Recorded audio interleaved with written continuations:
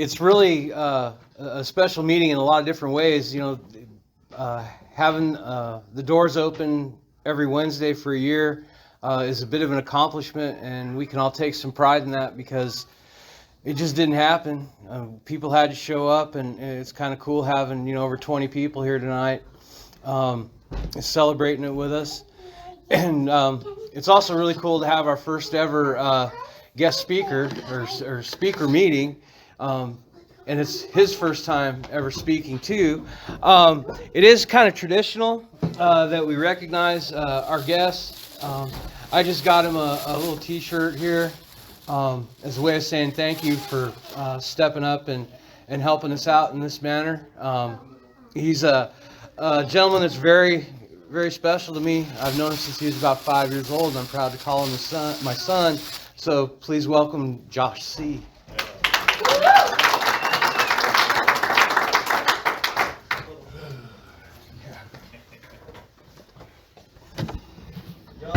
Yeah. Thanks for the shirt. Love you. Love you too. I'm Josh, and I'm an addict. I've been clean since June 28, 2019.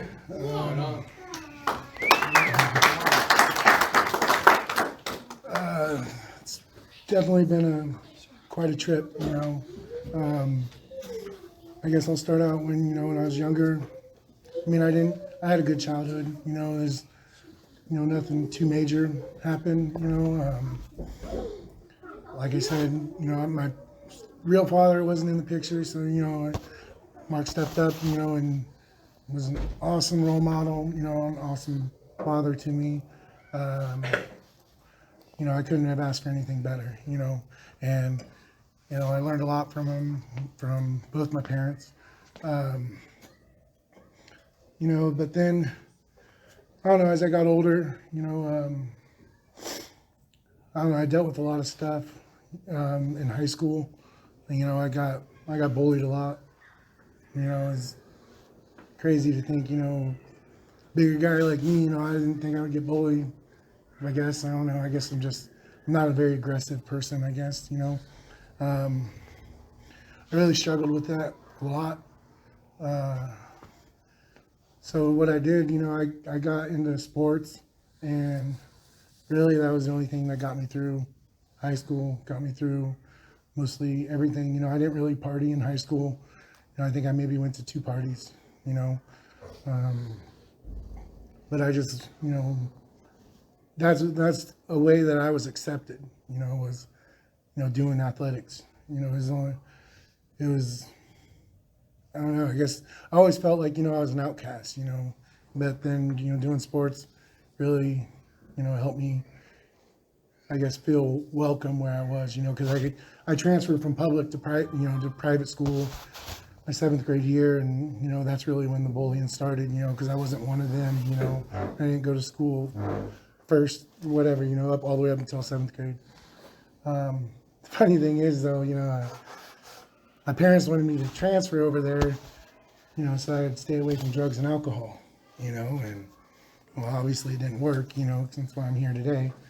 But I don't know. It's crazy though, because like when high school was over, I didn't know anything else. All I knew was sports, athletics, doing that. That's the only way I was accepted for anybody. So, I didn't have a lot of friends. I maybe had a couple people that I called friends growing up, so I was always had that, I don't know, I guess, feeling of abandonment, really, I guess. But, then I tried out college for a while, went there, and that was just a total joke because I didn't know how to live by myself. I didn't know how to live on my own. I didn't, I pretty much was catered to my whole, childhood, My mom did everything for me, but I don't know. So then that's when I started, doing drugs, drinking, partying all the time. I don't know. I guess, one thing, I kind of skipped over already, but that really affected me, I think, with growing up and like my emotions and stuff. when I, like I said, I excelled in sports, okay? And through that time, I was really accepted with my family. They loved me. They loved going to games. They loved watching me play. They loved all this stuff, But then, like I said, I went to college. I started partying, started drinking, got into drugs. And man, they didn't want nothing to do with me after that, It was like, they only wanted to be around me because, I had a decent name in the town because I was athletic, I did sports. So, I mean, that really messed me up, it's like that was, made me feel like, I had to, just like in high school, I had to be good at something to be accepted by somebody, And, I think that really, made it hard for me to grow, as a teenager, as a person, it just, um, but like I said, I started partying. There's some really bad things, I've had to deal with, with when growing up, like I said, Mark was perfect, he was, but then, he fell back into his addiction, and he was my role model, person I looked up to. I mean, he spent so many hours, with me just doing dad stuff, but then when he fell back into his addiction, man, it really crushed me, because he did stuff that really made me feel like I didn't matter, made me just, I don't know, affected our family a lot, affected my emotions a lot, but but now growing with him again through this program, um, it really has meant a lot, he's been there with me through all of this, and we've gone through struggles, but we're back to being like we were, better, I think, than we were, because we're doing something, recovery together, we got that bond again, but I'm very proud of him for where he's come at today. He's helped me come where I am today, and just this meeting is another thing that shows that he's doing it. He's doing it too. But yeah, but with my addiction, I got into some really bad stuff. Started out with just weed and drinking. Never really got in trouble until I started using hard drugs. Started doing pills, and then I started doing meth. And once I started meth, that's when everything went downhill. All the ethics I grew up with, all the morals I grew up with, they didn't mean shit anymore. It was just anything and everything to get high. I did whatever I could. Didn't matter who was in the way. Didn't matter what was in the way. Illegal, whatever. I was going to do drugs, and it's just crazy how a drug or something like that can just change your entire life. I mean, I don't know, but so I was probably addicted to meth for about 10, 11 years. One thing is just crazy how how your addiction progresses. I was like, okay, I'm just smoking it. I'm just gonna snort it. That's all I'm gonna do. Used to dog on people. For you shoot up. You're the fucking gross. Get away. That type of thing. But as it progresses, pretty soon I was that person shooting up. Thinking I'm never gonna be that person. But hell, it progressed all the way to that. And once you put that needle in your arm, man, you're stuck. And that's so hard to get off of that way. And it wasn't just meth, it was anything I could shoot up, I was shooting up. I mean, it was just nuts, I remember one time I was coming down off of withdrawing. One of the times I was gonna get clean,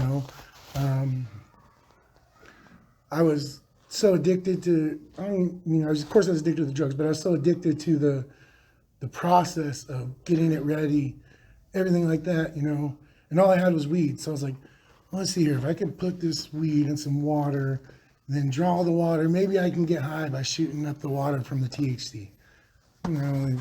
It don't work like that, I mean, the most I ever got from that was a cotton mouth, that was just, it was just crazy, I was like, I'm that bad of a junkie that I'm trying to shoot up weed, I was like, wow. But, then I went to 3 different rehabs. First one I was at for 5 hours. Went there, got high on the way there. Then got there and I met somebody that was from Falls City there. Then we went to some big meeting thing they had downtown. And, by that time that was over, I was starting to come down. I was like, fuck this, it's Omaha, let's just go. So he'd already been there like a month and a half. And of course, me, being the good-natured person I am, let's go get high, let's leave. You've been here long enough. I'm just started. We can go, It's like, so that's what we did. We left, and I remember I had a pillowcase with some of my clothes in it, and I carried that. He had some of his clothes. When we started walking downtown, I had $40 in my pocket. We were stopping people, asking if we could use the phone, and it wasn't to call somebody to come get us. It was a call to get drugs. It was a call to. I'm going to call someone in Lincoln to come to Omaha, get us high, and then take us somewhere or whatever, It's just, I don't know. It's just nuts for me to think about that, It's, wow. But then, I went to rehab up in Winnebago at the DDU. I completed that one 30 days. When I think it was probably within a week, maybe, I was back using it again. And, then I was on probation, pretty sure. And then I started working on this bridge crew. And it was all good at first, because the first year and a half I was there, maybe 2 years, we were working right by Falls City. So, I'd come home every night. Of course, I'd drink every now and then, sneaking it actually from Stella to Falls City, taking back roads, trying to chug as much as I can before I get home, because I know I'm not going to be able to drink when I get home, because Trisha will kick my ass, and but then we got both done with both those bridges. It's like, all right, we're going to Hebron. We're gonna, you want to travel with us? And yeah, talked it over. Well, I really didn't talk it over. I just said, I got this job. I really like it. I need to go work here. And Trisha was leery about it at the beginning. She's by yourself in a hotel room 5 days a week. What are you going to be doing? Well, it eventually came to what I was going to be doing. I was drinking Monday through Thursday, spending all my money, calling and asking for money, making up bullshit reasons. I never thought I had a problem with alcohol because I never got in trouble. It was all, everything else I've gotten in trouble for, all the times I've been arrested, been to jail, was dealing with drugs and ways and means to get drugs. Those are what I got arrested for.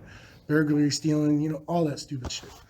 But it's like, alcohol is legal. I've never been in trouble for it.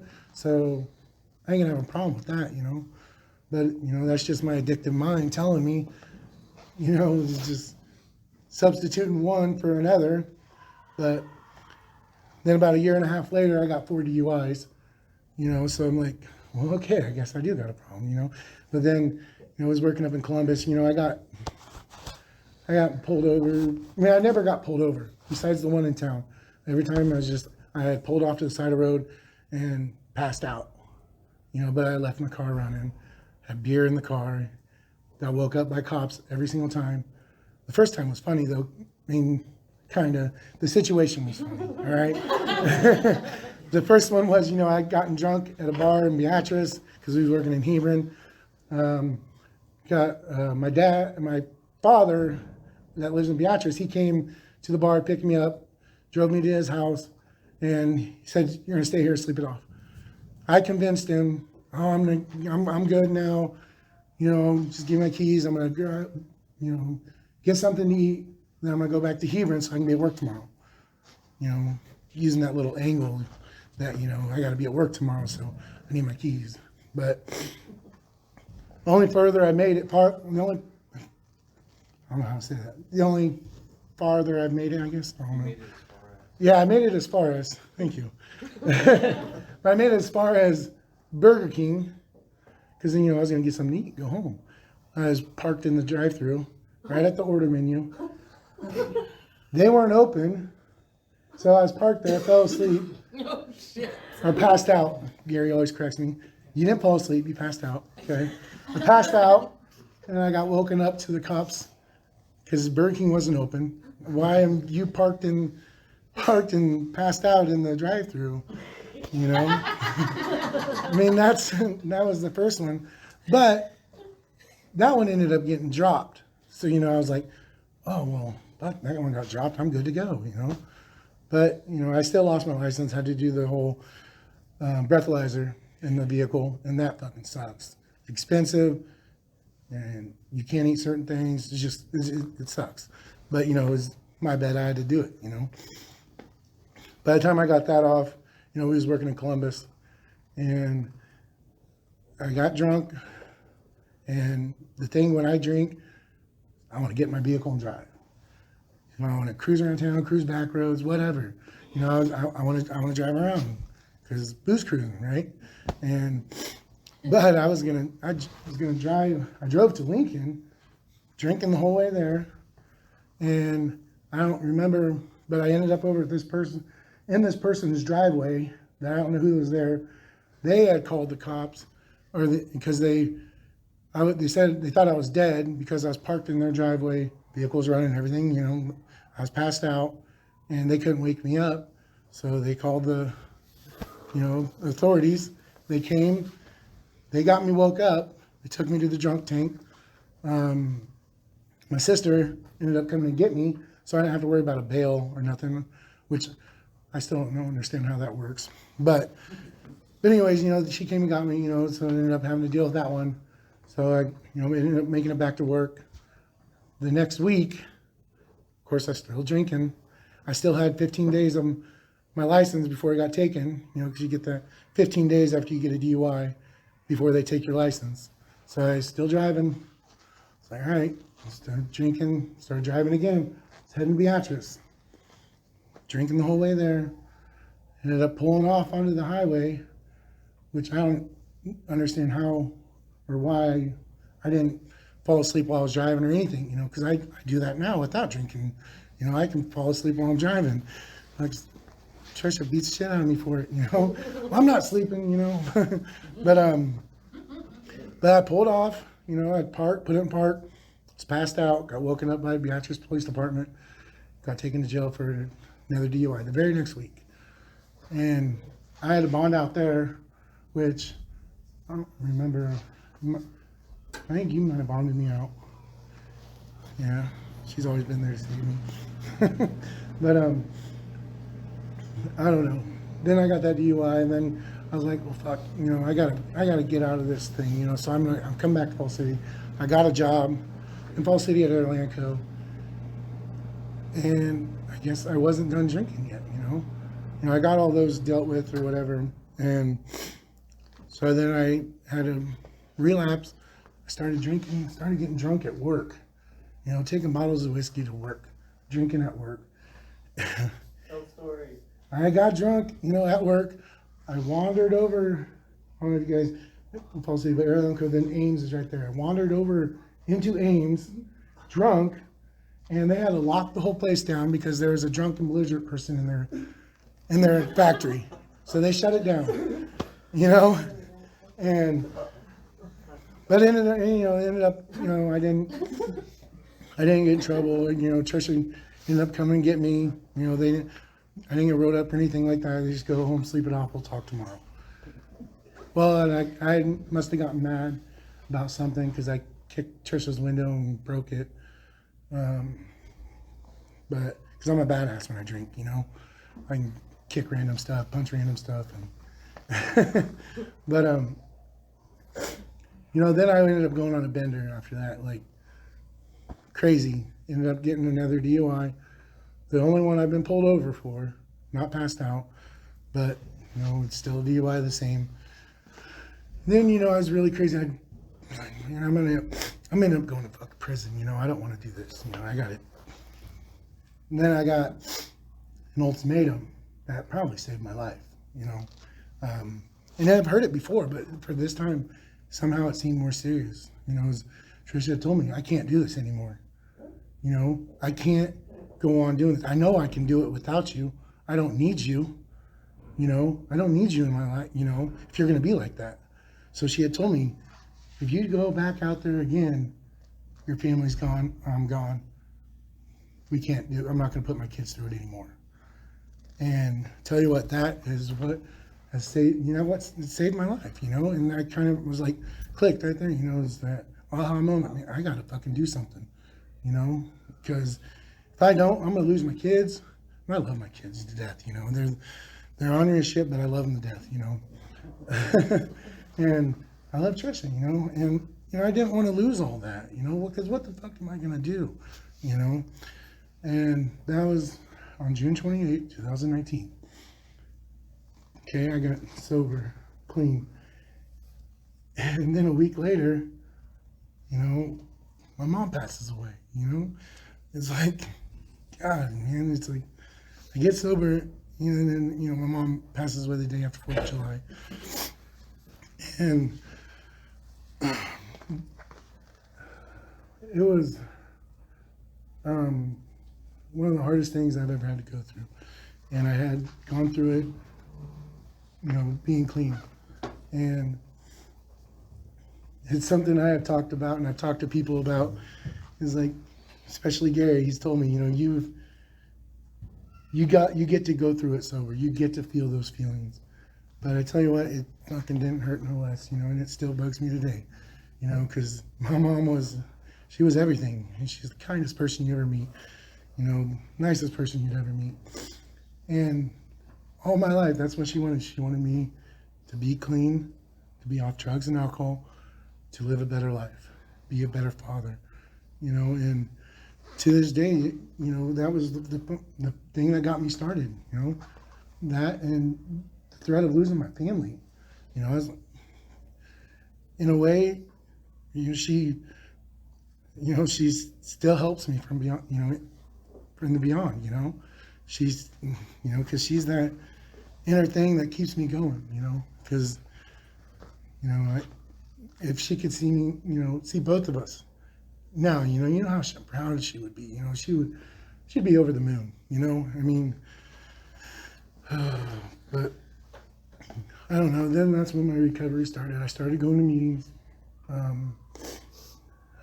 found this great group of people in Fall City, and, you know, I've been to meetings before, especially at treatment, you know, you go to meetings all the time. And I've been to meetings in Beatrice. I've been to meetings in Fall City before, but it was a long time ago when I went to meetings in Fall City, and they were shit.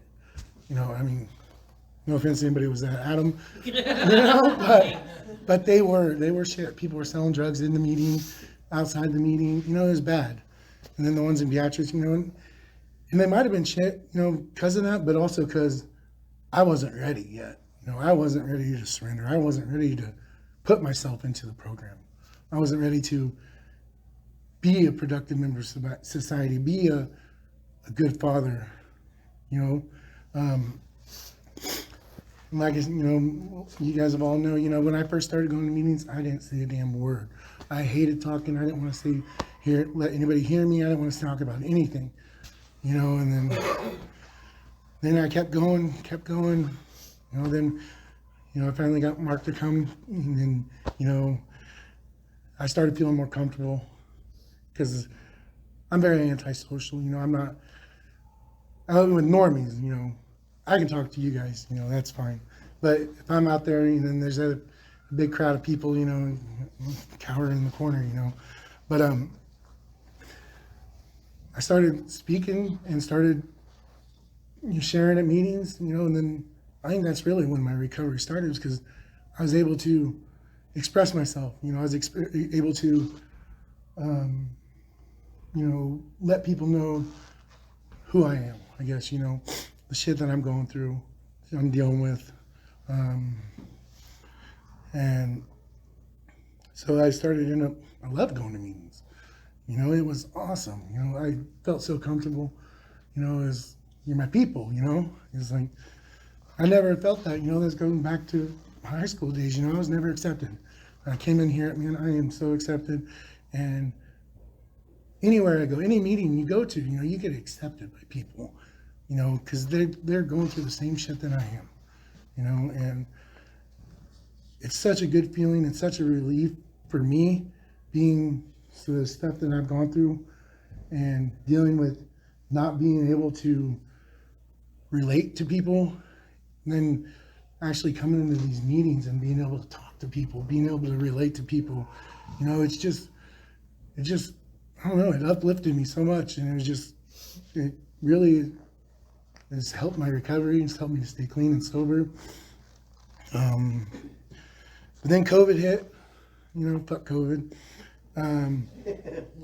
Then we only have 2 licensed drug dealers in Fall City, so one of them couldn't come to meetings no more, and he was opening them. So he's like, here, you can have the key, you can unlock the meetings. And then that gave me some service to do.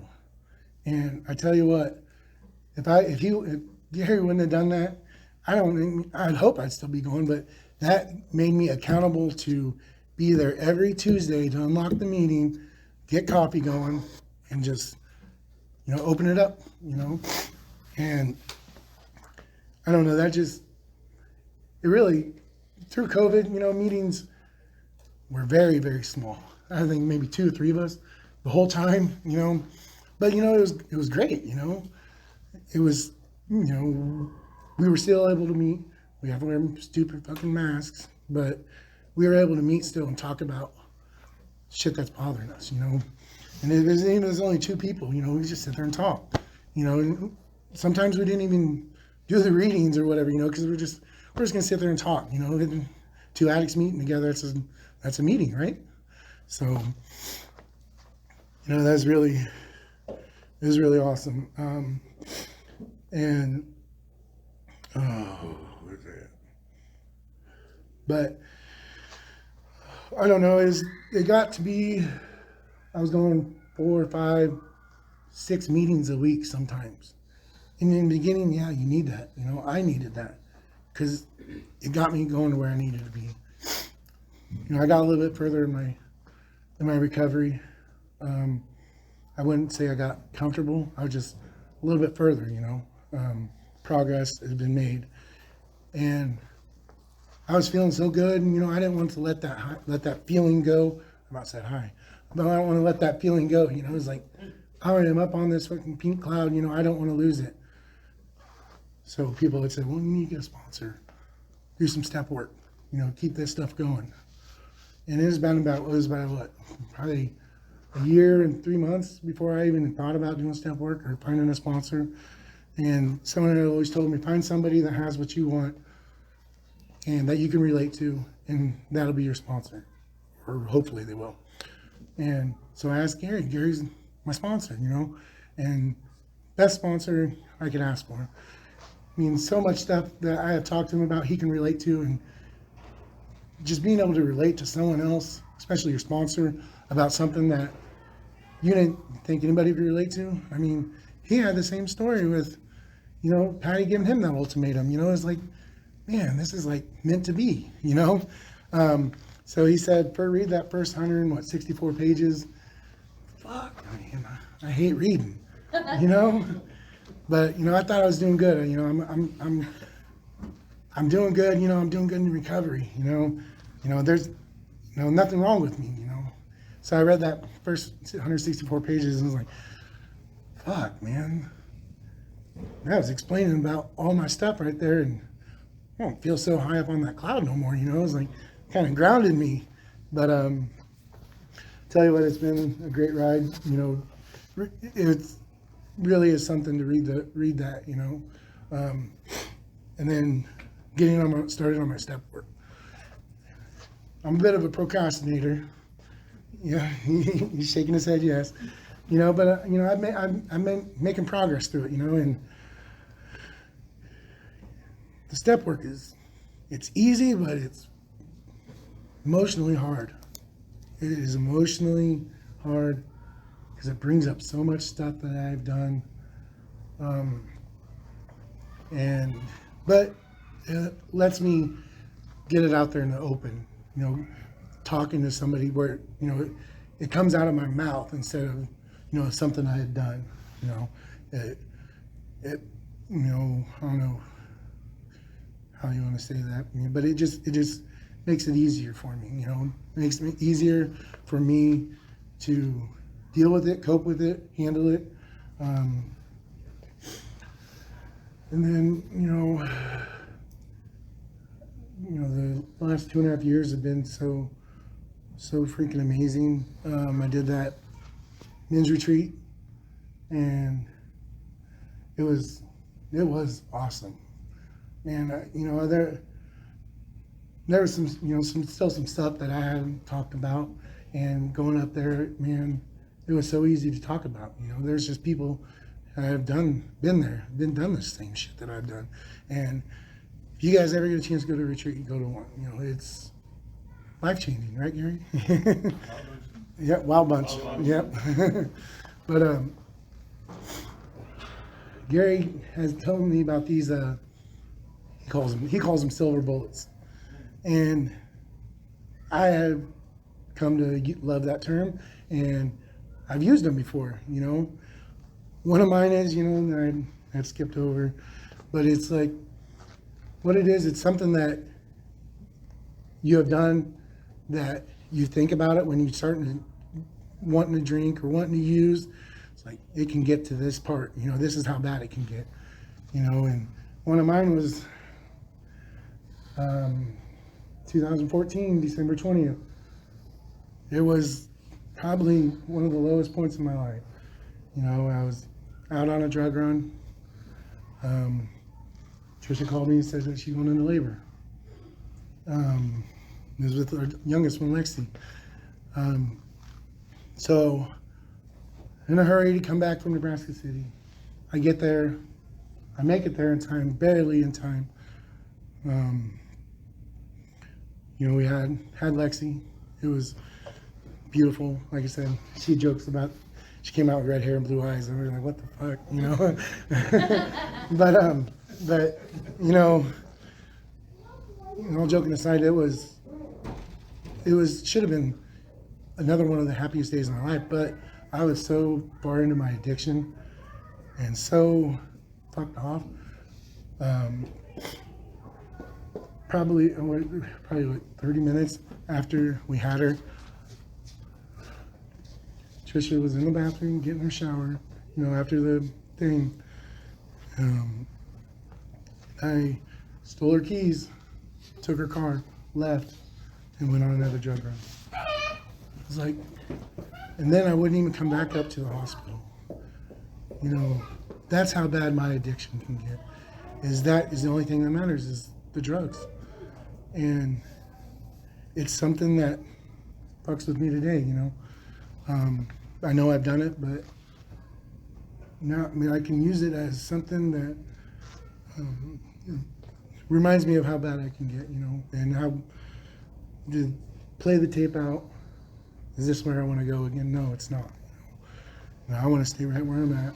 I want to be in this recovery business, you know. Another thing I have had to deal with since being in recovery, you know, I've had 4 people die since I've been in recovery. 4 really close people to me. You know, like I already told you about my mom. But then a year later, my stepmom dies. And then a few months after that, my grandpa dies. And then just Christmas Eve last year, my little sister died.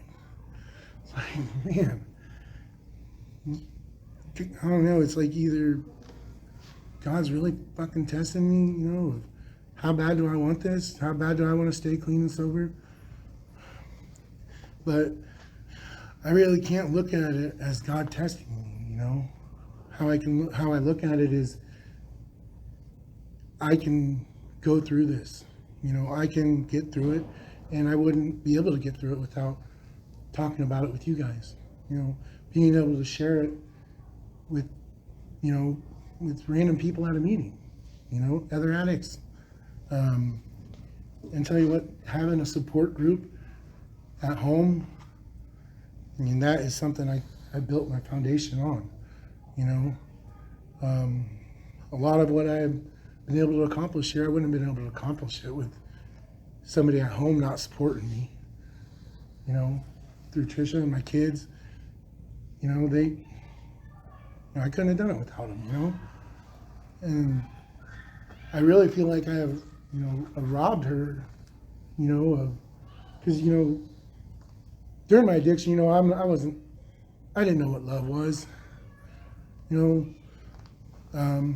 Love was that fucking feeling I get as soon as that needle hit my vein, you know.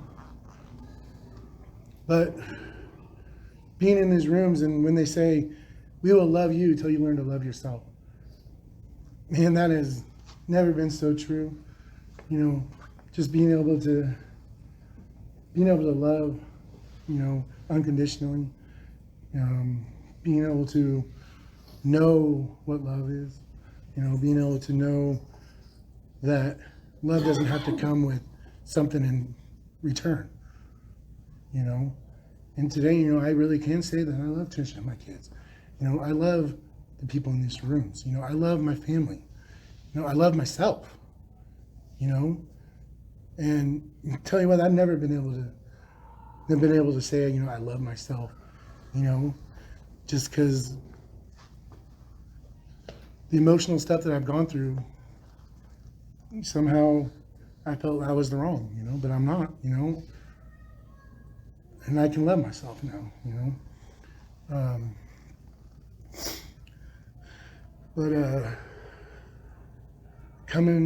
One hard fact that I've had to learn, you know, since I've been further in my recovery, is how to balance my life in the meetings and outside the meetings.